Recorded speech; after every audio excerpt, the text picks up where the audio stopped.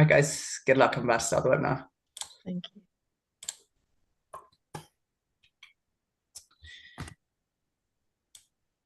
Hi, everyone. We're just going to give it a second or two to let people in, and we will be beginning shortly.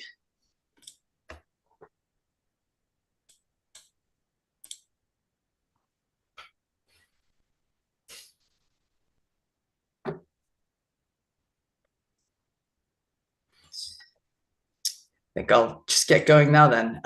So good afternoon, everyone, and welcome to this very special installment of the Boost Your Skills webinar series, where we enlist the advice of specialist experts in order to help you make the most out of your university experience and to acquire the skills to help you succeed and develop on both a professional and personal level. My name is Siddharth, and I'm from your Boost Your Skills team. This event is in webinar format, so you will not be able to turn on your cameras and mics, but we would still love to hear from you through the chat function. This is a safe space with no judgments being passed, so please feel free to ask questions without fear or worry. If you are still anxious, feel free to message us anonymously and we will pass it on. This event is being live streamed to our YouTube channel, so don't worry if you've missed something. We'll be sharing a link to the video after the event. We will be ending the live stream and recording before opening up the opportunity to allow you to ask questions. So please do not feel nervous or anxious. This is a safe space and we respect the confidentiality of your questions. A big thank you to all our attendees who have pre-submitted questions as well. We host live webinars regularly, and if you'd like to stay updated, please follow our Instagram page at Boost Your Skills and keep an eye on the events tab on your engagement portal. Recovery Connections is a lived experience recovery organization where students in recovery from any addiction can join meetings and access support whilst at university. The charity also provides a free online support service for students nationwide in association with Student Minds and is leading on the creation of a national platform where students and university staff can find out how to start collegiate recovery programs on their own campuses. We are delighted to be joined today by Dot Smith, Simon Trolfer, and Adam Petson. So without any further delay, here's the team from Recovery Connections. Thanks, Siddharth. And, again, thank you for this opportunity to be able to share our work in the hope that all students in recovery will be welcomed, celebrated, and able to share their recovery status without stigma on a university campus. So we're going to take you through the journey of collegiate recovery in the UK, and I'm joined by Simon. And Adam, who are going to really talk about the why and put a lot of what I'm going to say in terms of our journey so far in context. Next slide, Simon, please. So let's start with the history lesson. Collegiate recovery programs were developed in North America around about, I think it's closer to 40 years now. And they've existed and grown over, 3 decades. And there's now 150 universities who are members of the Association of Recovery in Higher Education, which is the membership body for collegiate recovery. But we understand that there are many more in existence. They're just not members of ARHE. I first discovered collegiate recovery as a concept back in 2013 when I saw a film called The Anonymous People, which was around putting a face to recovery and moving out of anonymity and into being able to share the fact that you're a person in recovery and what that means to you in a positive and helpful way in order to show other people that recovery is possible. So fast forward to 2017, I was lucky enough to be awarded a Winston Churchill Fellowship that allowed me the opportunity to visit 6 collegiate recovery programs across America from the East, West Coast and down into the southern states. And each one was different, but fundamentally they all had a commonality, which was students in recovery coming together as part of a peer supportive community.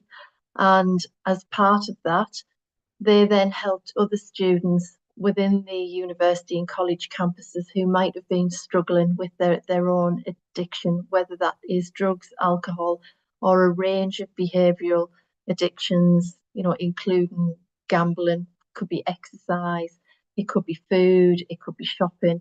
That there's many forms of addiction. But based on that practical experience, we developed a positive relationship with Texas Tech University, who are one of the biggest collegiate recovery programs in the States and one of the longest. They operate a scholarship program and they're oversubscribed in terms of applications every year, but they support on average about 150 students each academic year. They've supported us in terms of the technical assistance to develop a collegiate recovery programme model that has been helpful to the UK culture and the UK university and college culture. In 2018, we were fortunate enough to develop a relationship with Teesside University. Our biggest footprint is in Middlesbrough in the northeast of England, and Teesside University is literally a couple of 100 metres from our recovery community centre. So they really understood what we were trying to provide and support students back in 2018, and they gave us some space to which we could offer drop-ins, we could offer information stands, and just provide a safe and confidential place for people who might be struggling and students who wanted to just pop along and have a conversation. Then in 2022, we also developed that similar relationship with Sunderland University. So we currently have a programme at Sunderland University as well now. And in the process of that, we've spent over a number of years now talking publicly about this, talking about why this is needed, why students in recovery should be welcomed in a positive way and celebrated on university campuses. And in the process of that, we worked with Chester University over a couple of years. For them, although they haven't got a formal collegiate recovery programme, they've signed our pledge, which I'll talk about in a sec. And, they now have recovery as part of their access and participation strategy. So they've made a formal commitment to understanding the needs of students in recovery and offering them some support and space that is safe on campus. Birmingham University is the third collegiate recovery programme in the UK. There's only 3 of us at the moment that's got a formal process by which to help students. Their model is slightly different in that they have in their university, Birmingham University, employed a member of staff on the back of a grant. So they have a full-time member of staff supporting students on Birmingham University campus. Next slide, Simon, which I think will take us nicely into a short film that will give you an overview, and it's based on Teesside campus. It'll give you an insight and an understanding and an opportunity to hear from students who've been supported.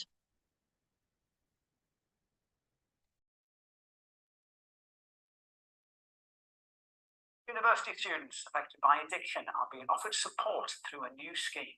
A charity called Recovery Connections has partnered with Teesside University for the programme, believed to be the first of its kind in the UK. It brings together students who've already had issues, but also provides help and advice to those worried about others who may have a problem. Lee Johnson reports. This is where I used to sleep up rough when I was homeless.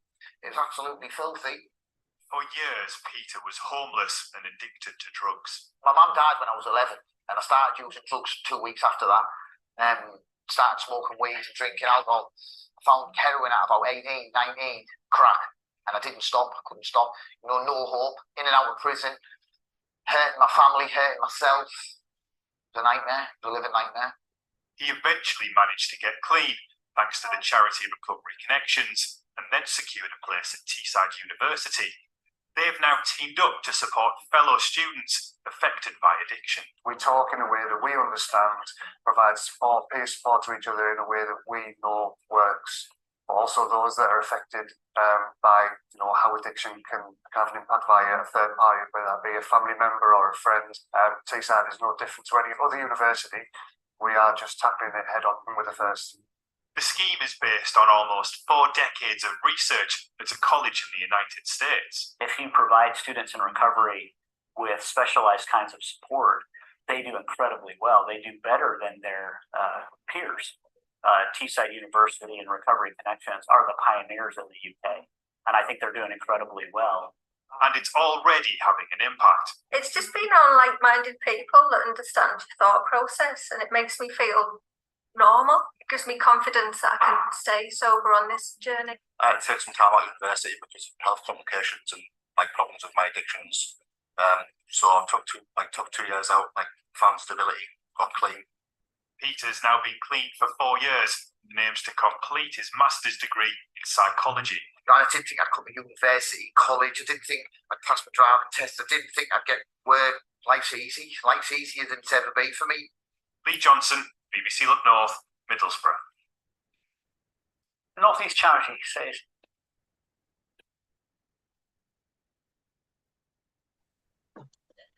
so what are the key elements of a collegiate recovery programme? We know that university and college life is an abstinence hostile environment for students in recovery. A lot of the aspects of university life centres around nights out, alcohol. We recognise that students use drugs. We don't have an opinion on any of that, but what we recognise is that students who really start to struggle and the choice then disappears from whether they get up each morning and drink or use drugs, then we want them to have an opportunity to access support. We want them to find a supportive peer group on campus that can help them, because what we don't want is for people to need to leave university, drop out of their education. We want to make sure that people have the best chances of success. And equally, if you're a student in recovery and you don't feel comfortable to share your recovery status, it can be an incredibly isolating experience. None of us do well on our own. We're very social beings, and having a peer group with shared interests and a shared approach to life, which includes sobriety, is incredibly helpful. But there's so many students who we know go through university without that support.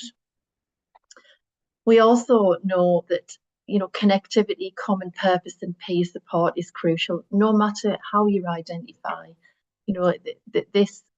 This really pans a whole host of areas that we do much better with peer support, no matter what we're struggling with, whether it's mental health. Doesn't matter whether again, if it's dealing with financial challenges, being able to share that and go somewhere where it's safe to be able to be honest and feel that you're not going to be judged and get the support that you need. These are all things that can get in the way of studying successfully and impacting on academic achievements. And the sober social activity is so important. You can still have fun in sobriety.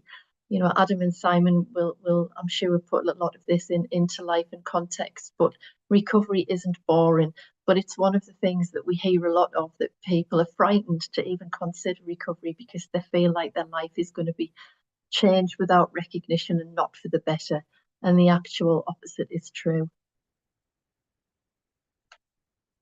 So the benefits of the campus, if you're watching this and you're not a student, students in recovery are a huge asset. Students in recovery, from the research and the evidence in the States, students in recovery achieve a higher grade point average than students who are not on a collegiate recovery programme.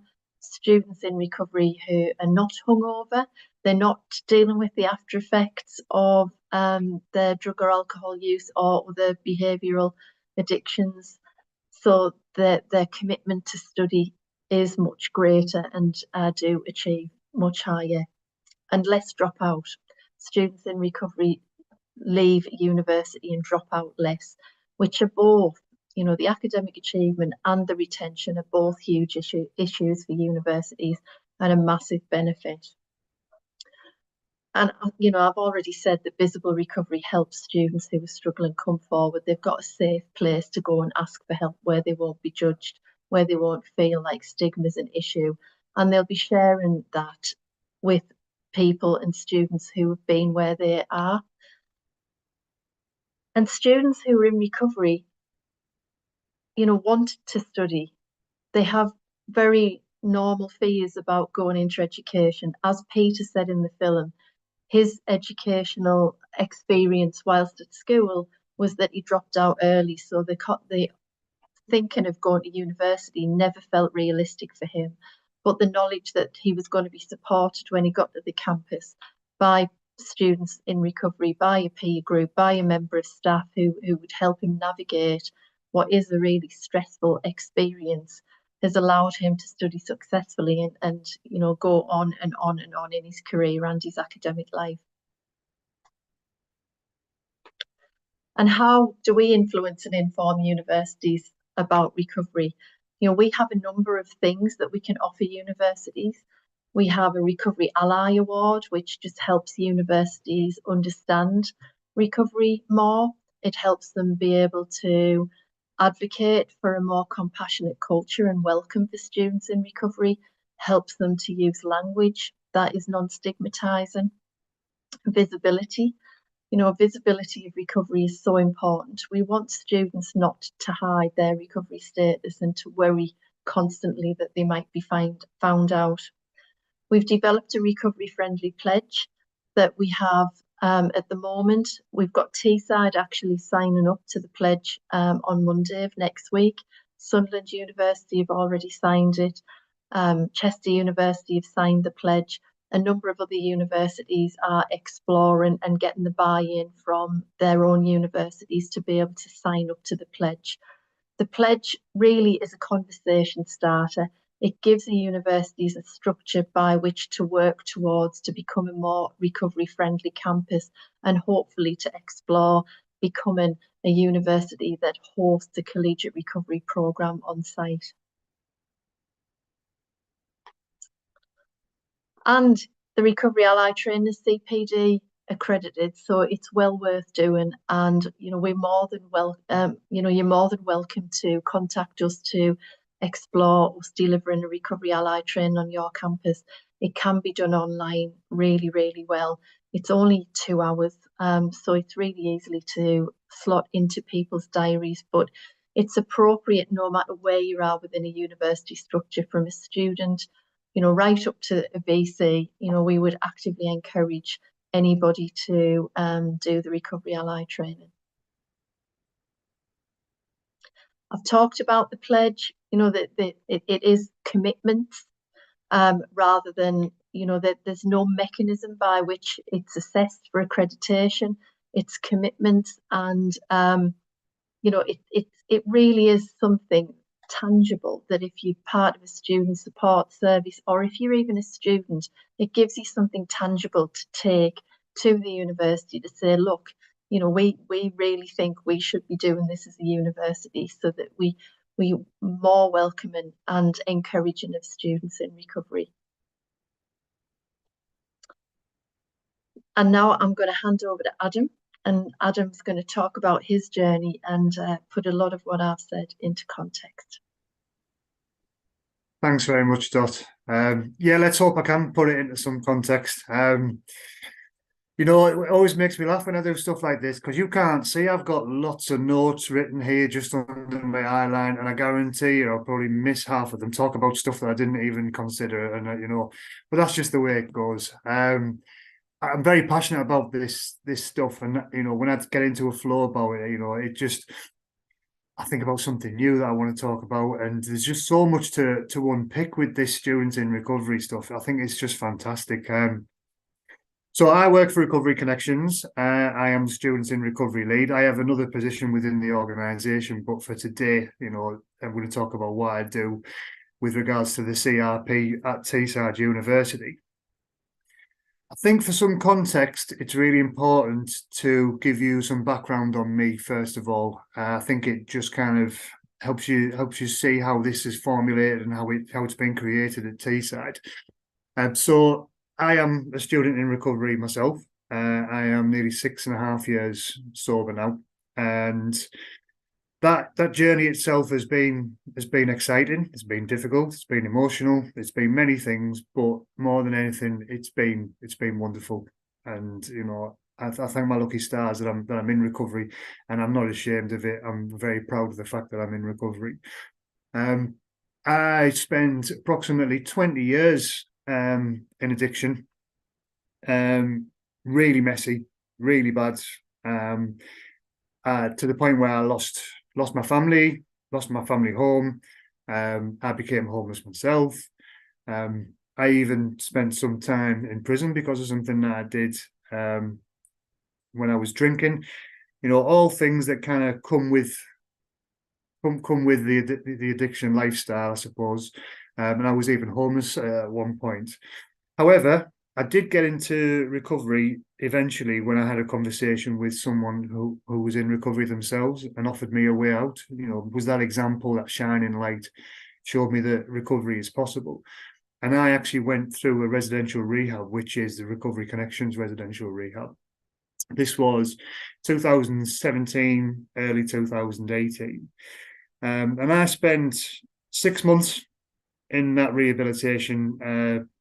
And, you know, I learned so much about myself, and I really looked to change those elements of my life and my lifestyle and my thinking that were dangerous, and move into really positive thinking and positive attributes.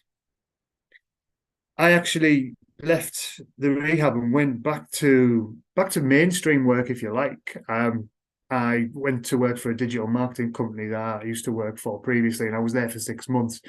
But I just didn't feel that I was getting anything from it. You know, I changed as a person so much, and this role, this job, this potential career that I was looking at for the next 20 years or so just offered me nothing at all in regards to, you know, inspiration. And I thought I want to do something, but I just don't know what, and I don't know where I want to go. But I just knew that was what I didn't want to do. And because I was still under the care of Recovery Connections, and I used to meet with them regularly and have conversations, you know, just about myself and my recovery and how I was feeling, and they would offer me support. The person who was running the CRP at Teesside University, because it had just started, had a conversation with me, and she said, you know, have you ever considered going into higher education? Do you want to go to university? And I was like, maybe when I was in my early 20s. I'm like, I'm 40 now. You know, that surely isn't something I can do. I'm too old for it. I'll feel out of place. I don't think I've got capacity for it. And if I'm being honest, I was just really, really nervous about going into something like that. But we had a conversation about it, and she said, well, why don't we go to the university to an open day and just see what they have to offer? So I did. I had some really good conversations with people regarding undergrad courses and also master's courses. But again, after much discussion, we kind of established that, you know, it'd been a long time since I'd been in education. You know, I left school in 1993, and I'd done nothing since apart from drink and take drugs. So it was quite clear that I didn't have any concept of how to write in an academic way. I didn't understand anything about referencing. You know, I just didn't have a clue about what it would look like. So we agreed that I would go to college. And this person supported me with my college application and supported me all the time while I was going through college. And then when it came to enrolling at Teesside University on my undergrad, you know, they helped with that as well as part of the CRP program. All of which I would never have been able to do on my own. I didn't have a clue how that stuff worked. But this person helped me and supported me through that process. And for the first year of my undergrad, you know, I was there and she was supporting me. I would go to these weekly drop-in sessions that we would have on campus. I'd get involved in whatever was happening from a students in recovery point of view. But more so for me, it just allowed me as a student that freedom and that safe space just to be able to be around other people who were feeling the same way as me, experiencing the same things that I was, and just support each other. You know, I'd never done anything like this before. I was terrified of that academic lifestyle. It was unknown to me, and it just seemed just so huge and so massive. You know, the workload that was involved. I'd never experienced, you know, having to study so rigorously, and the concept of exams and a dissertation, all these pressures that I'd never ever experienced before, and just blew my mind really when you think about the amount of work and research and learning that has to go into writing a dissertation. I wouldn't have been able to get through any of that if it hadn't have been for the support of that lead and my peers in the group at the time. There was a few of us in the group, a few students who were, you know, all able just to say, you know what, I feel that as well. I'm really struggling with trying to manage my own life, first of all, trying to make sure I stay safe and make sure I don't go back into that addiction way of thinking, but also studying on this new concept, this stressful concept of university life and everything that comes with it. But it helped me so much. It really did. And that the person who was managing the CRP moved on to a new role. I went into my second year and I started working full time for Recovery Connections. So I also asked if then I could step in to the students in recovery role and keep it going and, you know, and facilitate it myself. And I've been doing that ever since. So I've been doing that whilst I've been doing my undergrads, and I've just finished my master's degree. And you know, the group really helps. It doesn't just help them; it also helps me, because I need this support still. And there's quite a few people who you've seen in that video who've been accessing those groups over the years, and all of them have said that they wouldn't have got through the course, they wouldn't have achieved, they wouldn't have graduated had it not been for that outlet that we were able to provide. And also they were able to provide themselves, you know, because they make the group, they make it a success. So that success is just as much down to them as it is to myself and Recovery Connections. And what's lovely now is those people who have gone on and have graduated, some are still studying, and some want to continue to support the students in recovery movement as it continues to grow at Teesside, and are helping me facilitate the groups.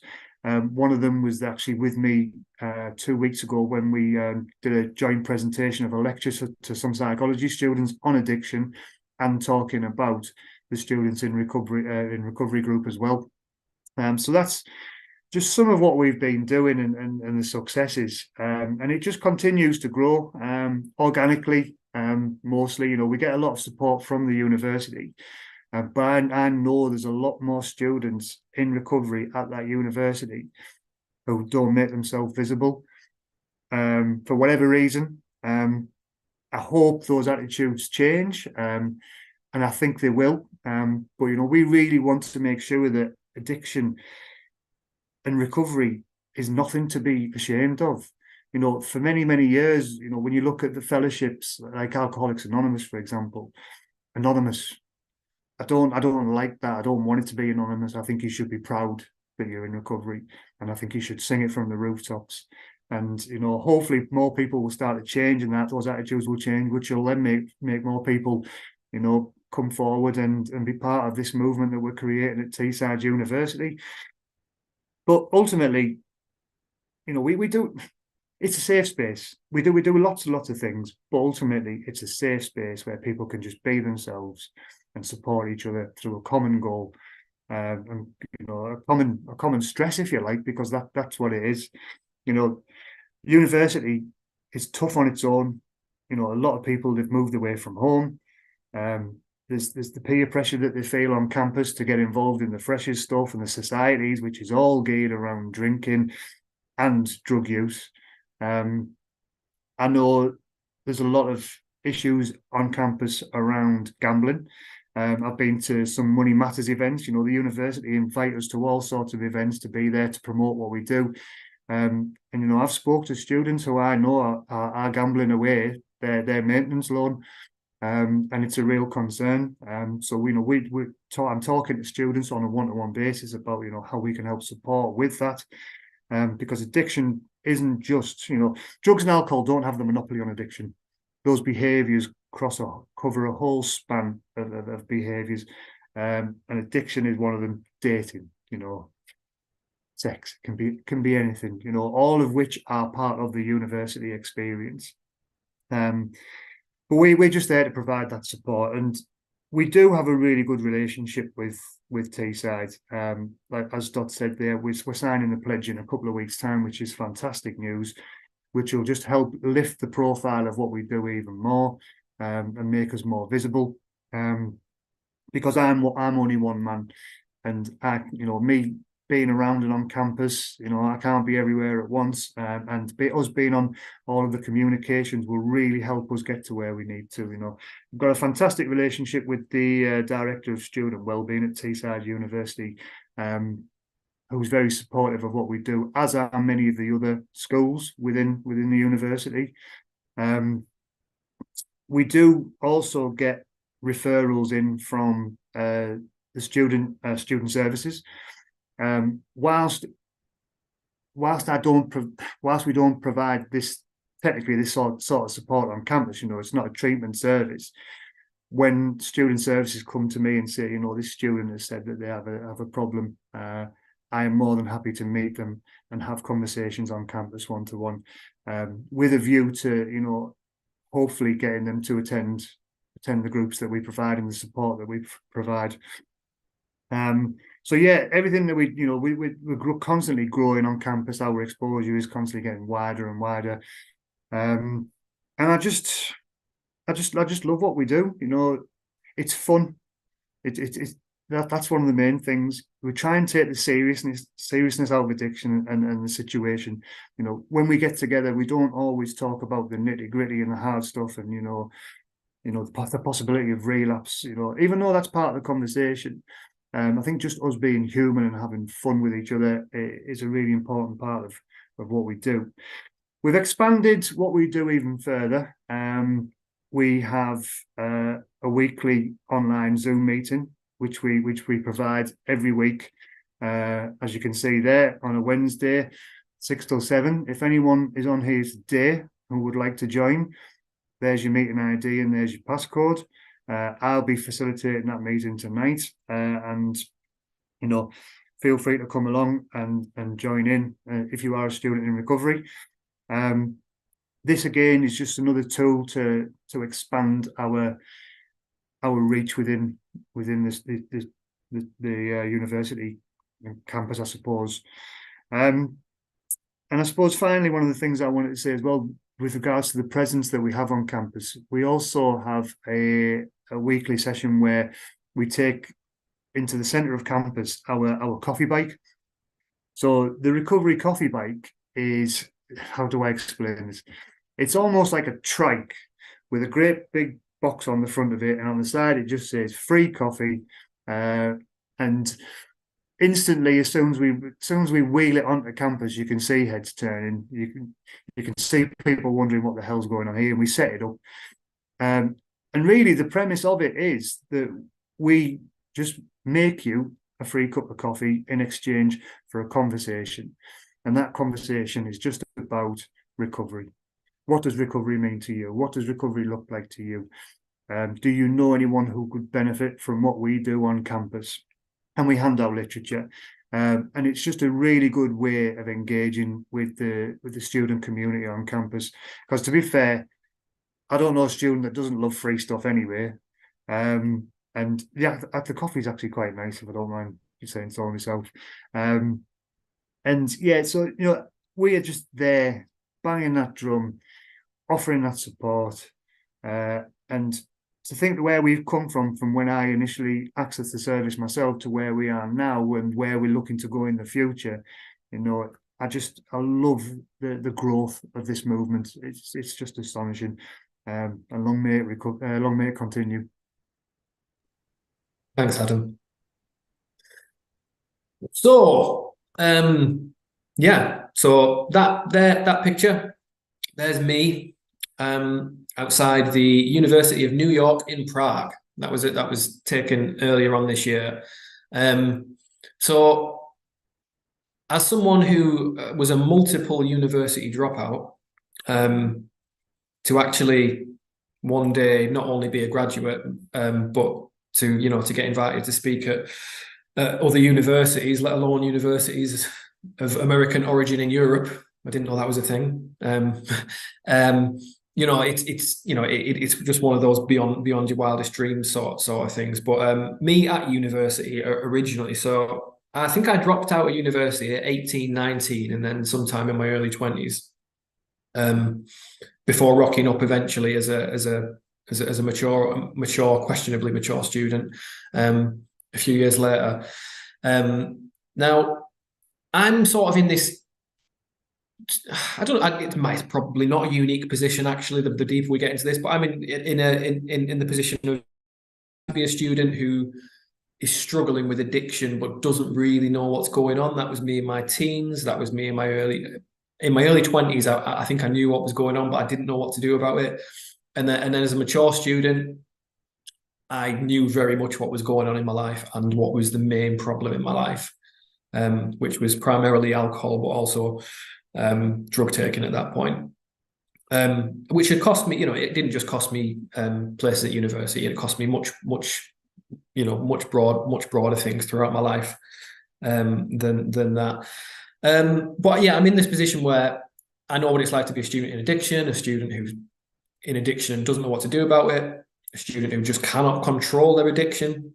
But I also know what it's like to be a student in recovery, because in my second year as a mature student, thankfully, I got into recovery, and I had a very good period of sobriety well into my third year when I did have a short relapse. Now, that relapse, thankfully, didn't cost me my life. The university were very understanding, although I never mentioned what was at the core of it.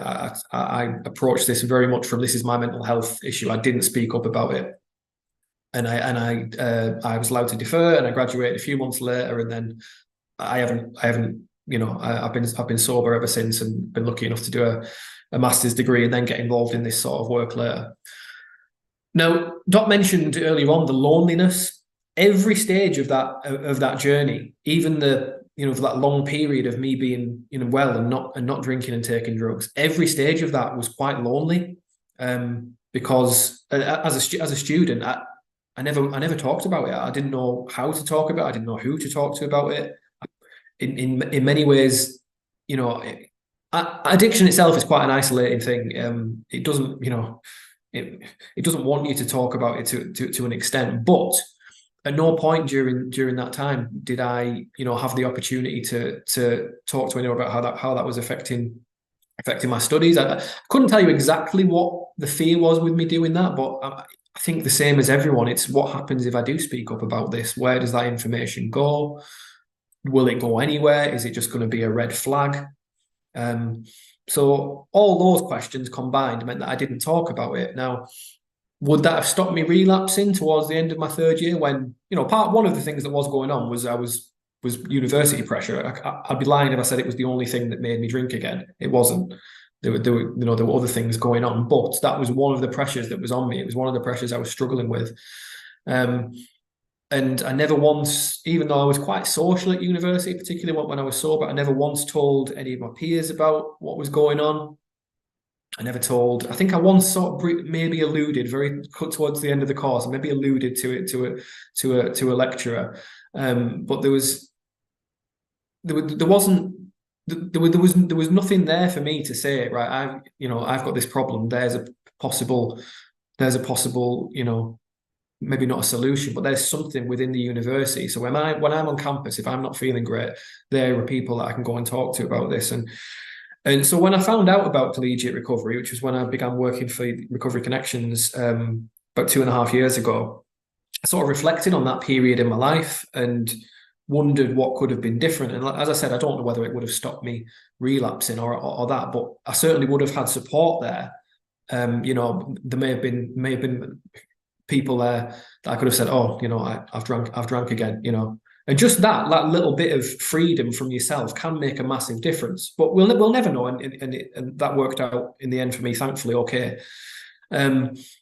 So yeah, so a few years later, I'm rocking up at the University of Prague to meet that lovely man in the middle, Dr. Tom Kimball from Texas Tech University in the States, and he's one of the key people behind the growth of that movement stateside over the last 18 years. And I did get the opportunity while I was there to speak to some of the students that are part of the Collegiate Recovery Program in Texas.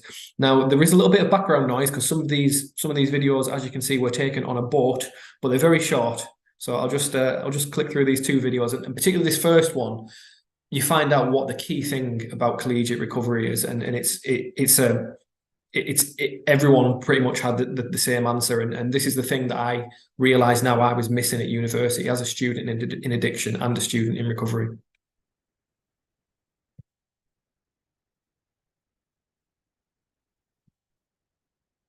What is your favorite part about being in a collegiate recovery program? The community, without a doubt. The community. You know, before, when I was using this go around, I was either by myself or with some girl. I was always searching for something to feel something else. And just the community is so, there's such a big community. It really feels like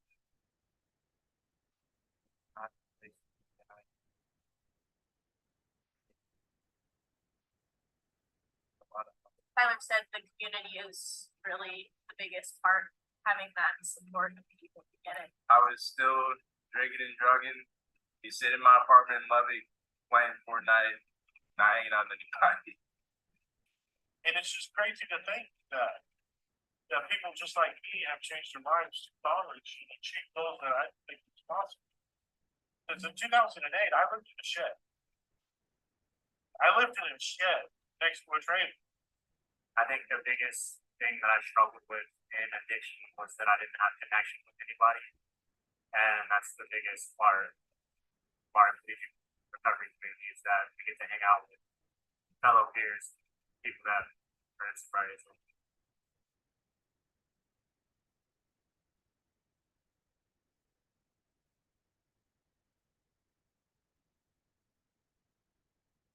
You think you would have been able to achieve or get to where you are now and achieve what you're going to achieve without this program? No, because the way I structured it was, when I was done with my treatment and my IOP, I transitioned from that environment to the center environment, and then kept my meetings going. That way, I was going just from one center to another center, and then I made my roots there. So when I graduate, I'll do the same thing with the master's program, probably at the center too. I'd like to be a graduate assistant there at the center. But I would like to be a professional stage manager. So. And how much more achievable does that feel now with your in this? Definitely way more. I think if I was not where I am right now, I would be dead. I really like to graduate. And I like to do engineering degree and university. There's a lot of options. And I've seen people come out of the center, not just therapists, not just LCDCs or LPCs or MFTs, but guys like me. Like, I'm not ever going to work in the treatment center setting again, I say. Who knows where I'll be, but I'm a business student. And like, one of my friends graduated and he immediately moved off and got a job working for a large firm. I already received several job opportunities, and I'll probably be in sales.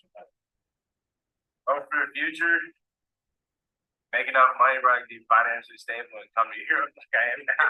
That's about it. That's all my mind right now. I don't know what I want to do with my degree, but I just want to find a family and live life and be well off, be able to travel. That's my end goal out of recovery. Something that I never thought I'd be able to have.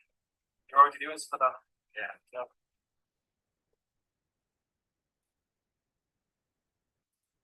So yeah, that was the experience of some students who are part of a collegiate program from Texas.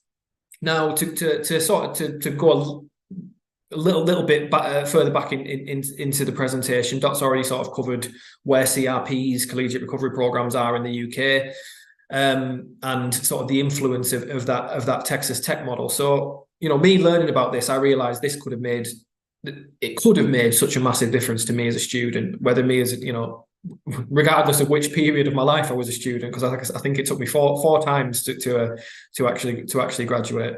The opportunity to be a part of, as they said, that community where people just, like the people from the BBC video, being around people who you just get each other. So where we are now, there's 4 programs at various stages. The University of Chester this week have announced that following signing the pledge in March, they've continued to develop this work, and it's now embedded into their access and participation plan for 2024. So that's going to continue to grow. As Dot said, Teesside are signing the pledge next week. So that's going to be the 3rd university to sign the pledge, and Birmingham has been running now for it's now into its 3rd year, I believe.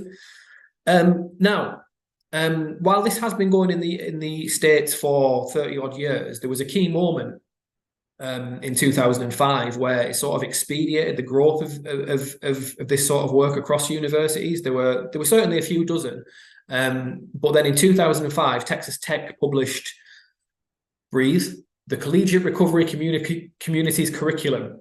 So that is basically a how-to.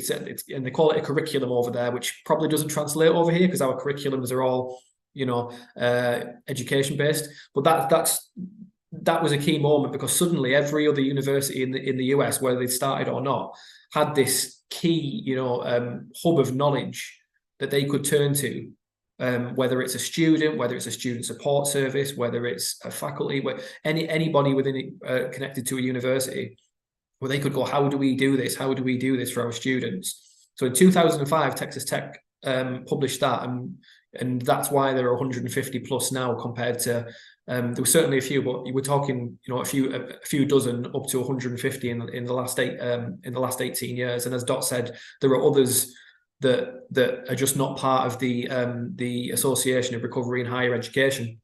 So there are probably quite a few more. So it's identified that we needed something like that in the UK. And this year, with funding from the Society for the Study of Addiction, ourselves and a steering group from UK academia and North American academia, and some students as well, some students who are part of collegiate recovery programs or interested in collegiate recovery programs, we're recreating that curriculum. I should have put curriculum in parentheses, because I think Knowledge Hub is more appropriate for a UK audience. So we're recreating this hub of knowledge where anybody can come to it, access it, and find these key how-tos, these key features of how to do this on campus, and not just how to do this, but how to start the conversations and how to measure the effectiveness of it. Because obviously funding is a massive thing for any university or educational institution. So you do want to be able to check how it's progressing. How much money is being put into it, how many students are engaging, the progress of those students, and that is what this platform, which we're going to be launching in 2024, is going to recreate for specifically for a UK audience. So 3 primary target audiences for this, although it's flexible for people who don't quite fit into that. So students who are interested in setting up a program or want to approach internally. Student support services, for instance, the well-being services. This certainly fits so comfortably into how we look after students' well-being. And then also any lecturers and staff. We have had experiences in the past where we've done a presentation and a lecturer has said, what, I've been in recovery 20 years and I've never seen anything like this. This would be absolutely brilliant. How do I get involved? And step by step, how can you do this? How can you and your colleagues do this? How can you and your peers do this? With written guidance, with some useful videos, with some slideshows, and also with key testimonials and not just recorded on a board, you know. Testimonials from students who've lived and breathed this and you know, measured it for across academic years. And, you know, while we may not see 150 universities sign up within the next 18 years, what you know, the vision for this for us is just for more universities to provide this opportunity for students in recovery, because there are students in recovery and there will be students in recovery at every university, not just students struggling with addiction, students who are already, you know, making inroads into you know, how do I improve this aspect of my life? Who do I need to speak to? And, you know, this is a way of putting this right on campus, embedded within services, and, you know, a living, breathing, active and very successful part of any UK university. And that is going to be launched in May 2024. So at the end of this slideshow, I will put a contact email address where you can find out information about any of that, including the recovery ally training that Dot mentioned, because that would be a great way to maybe get an insight into some of those conversations that you know, you may need to start. Also, the Students in Recovery group that Adam mentioned, that is free, that is online, that is every week. So if you want any information about anything that we've covered today, my email address will be on a slide at the end. But for now, I suppose we'll open up to any questions from anyone who's watching. Thank you all. That was very interesting, and like Simon, Dot, and Adam all mentioned, you will be getting these slides afterwards, as well as any of the links that have been mentioned here. So yeah, keep an eye out for that.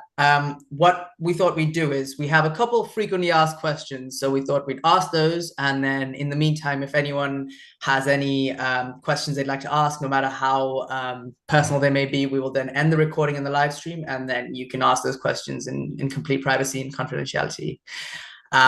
So one of the questions actually that was pre-submitted is, what advice would you give to universities or colleges that are just beginning to explore the idea of implementing a collegiate recovery program on their campus? I mean, I would say look at the pledge. I think, you know, the pledge is a really good start. It gives you all the assets needed to have a recovery-friendly campus. So certainly look at the pledge and reach out for a conversation. We're more than happy to help and support people through this process.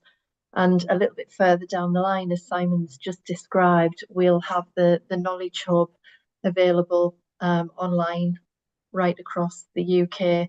And we will be hosting an event in May to launch it all. So watch out for information on that. Reach out to have a conversation and look at the pledge and the Recovery Ally training. Brilliant. So another question is, how would you approach a student who reaches out for support but wishes to remain anonymous? Adam, do you want to pick that up? For me, you know, this is a really individual thing. It's an individual journey, and if someone wants to remain anonymous, then that is absolutely fine. You know, their identity, their anonymity is safe with us. It's safe within that group. I would reassure them that everything we do is confidential, and the people that are part of our group understand that as well. You know, even though I personally am very open about my recovery, that is just my preference. And we as an organisation, we as a group, and, you know, those within the university understand that this is a very individual thing, and we respect their wishes, and that will, you know, that would never be a problem. And I would just say, be anonymous, but just be part of it. You are so welcome. Yeah. And I think just to add to that, in terms of the work that we're doing with Student Minds, you know, that there is an opportunity to refer for support, which would be, you know, provided to you in a way that feels safe, whether that's a telephone call, whether you want to join an online meeting, but, you know, not use your real name, not put your camera on. There's ways to reach out for help without sharing who you are, if that's what you want to do. There's equally lots of community-based recovery mutual aid meetings such as 12-step fellowship meetings. Wherever you live, there'll be a meeting close by if you wanted to reach out for help that is completely separate from your identity as a student within a university. Yeah, I do have conversations with people who come through the student support website, and sometimes, you know, it's not with a view to kind of signing people up to be part of the group. It's just to give some brief advice, you know, to connect and just to share and just to feel to let this person know that they're not going through this journey on their own. There's no remit really as to regards to what I can and can't do on campus. You know, if I want to meet someone, I can meet them off site. You know, I'm not that well known on campus that everyone knows me as the guy who's in recovery. So if you sat with me, you must have a problem. You know, it's not that obvious. But if someone again is, you know, really wants to make sure that their anonymity stays intact, I will meet them off campus, phone call, like Dot said, online, Zoom, one-to-one, you know, whatever works. Amazing. I have one more question, which is, how would this work for a person who is still using substances but is interested in finding how this works? Should I get that one? Yeah, go for it, Adam.